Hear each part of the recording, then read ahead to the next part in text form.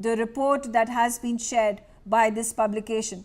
So let's start this conversation. Joining me on the telecast is Group Captain V.N. Jha. Group Captain V.N. Jha, to understand this, there have been a number of speculations that have been discarded right now.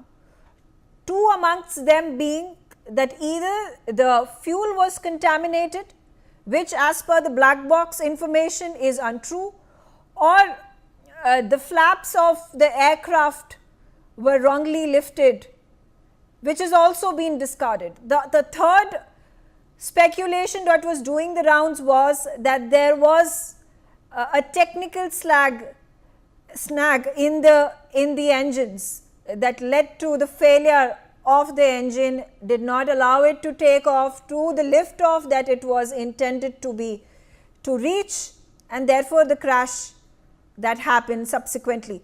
But here's an information that has come out as per some people that this publication, this aviation publication has spoken to.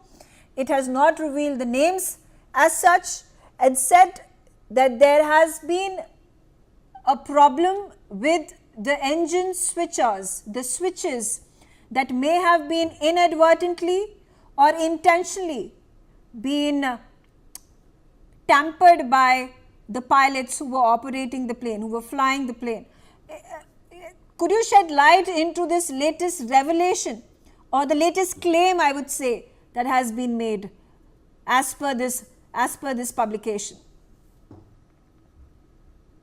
And I must render my apology because I'm not specialist in 787 fleet. Secondly, of course, I have done 7 fatal aircraft accident investigations, but that was in the Air Force. Transport airliners have got some other additional aspects as well.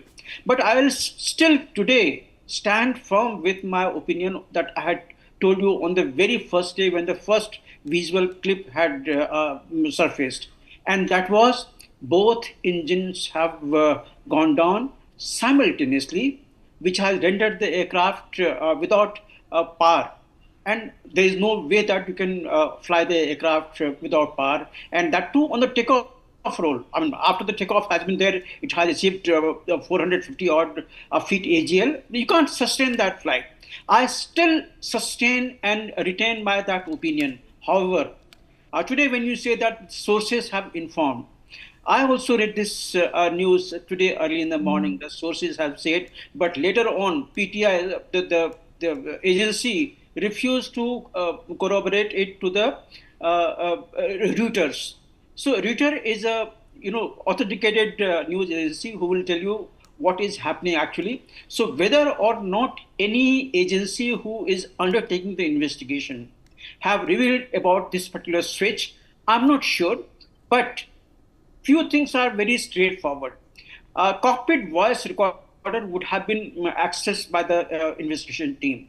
And since there have been so much of dust created by this particular investigation, many opinions which have no relevance, full with speculations, we have seen it happening.